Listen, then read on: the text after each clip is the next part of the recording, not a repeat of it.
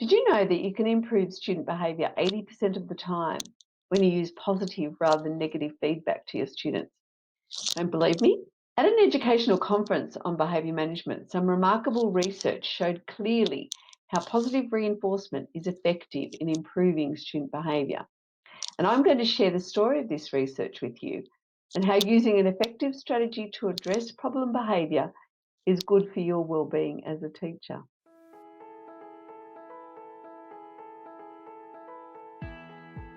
Positive reinforcement is not only good for kids, it's good for teacher well-being because it's an effective strategy. And using ineffective strategies such as punitive measures only increase levels of teacher stress and burnout. My name's Mari Amaro and I'm the principal presenter for the Highly Effective Teacher.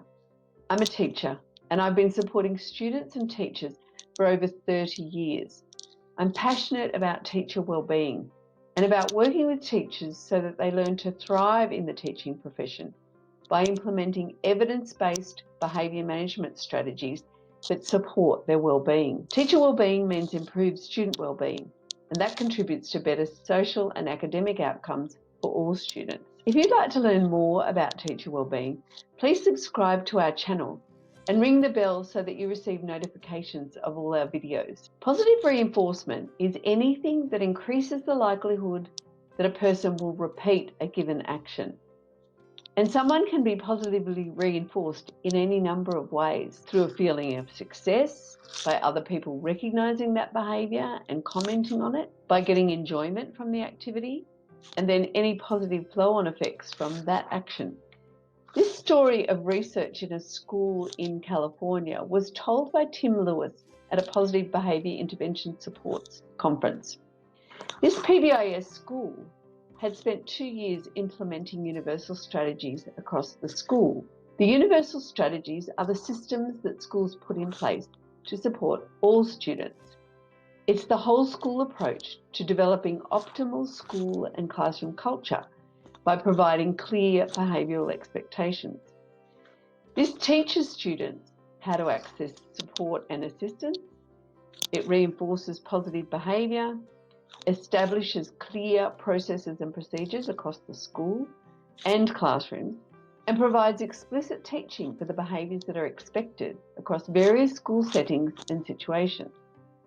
Despite this implementation of universal strategies, the office referrals for inappropriate behaviour were still at a high level. Approximately 40% of students were being referred for inappropriate behaviour. So the school behaviour team decided to collect data on teacher use of classroom management skills. This data revealed that the use of positive reinforcement by teachers was still low. The recommended ratio at a PBIS school is 4 positive to 1 negative, but the observation at this school showed that the ratio was at about 1 to 1. So the school then provided some professional learning for teachers in how to raise the use of positive reinforcement and allowed time for the teachers to implement the strategies and then collected data again. The ratio had improved to 2 to 1 and office referrals had reduced to 30%.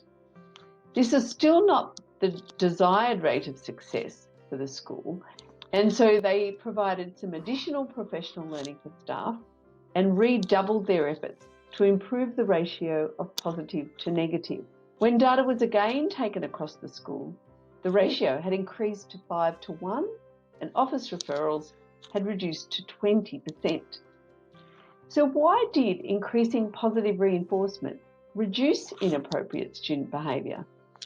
It's not what we would usually recommend in schools. It's not usually what schools do or even what teachers do in their classroom. When we see an increase in negative behaviour, we often increase our punitive measures. How do we stop that behaviour? What this school did was increase positive behaviours. And the reason this worked is fivefold. First of all, better relationships. The interactions between teachers and students became more positive, which improved those relationships. John Gottman, who's considered the relationship expert, uses the ratio of positive to negative interactions as an indicator of the health of a relationship. And when relationships in a school are positive, student behaviour is better. Teachers were giving reminders of behaviour. Students were hearing additional reminders of appropriate behaviour when teachers reinforced other students and described that behaviour. And that increased the likelihood that other students would use that behaviour as well. When teachers increased the ratio of positive to negative feedback, the climate in their classroom became more positive, which enhanced students' sense of belonging and well-being, creating a flow-on effect to student behaviour. A safe, predictable environment is your number one behaviour management tool.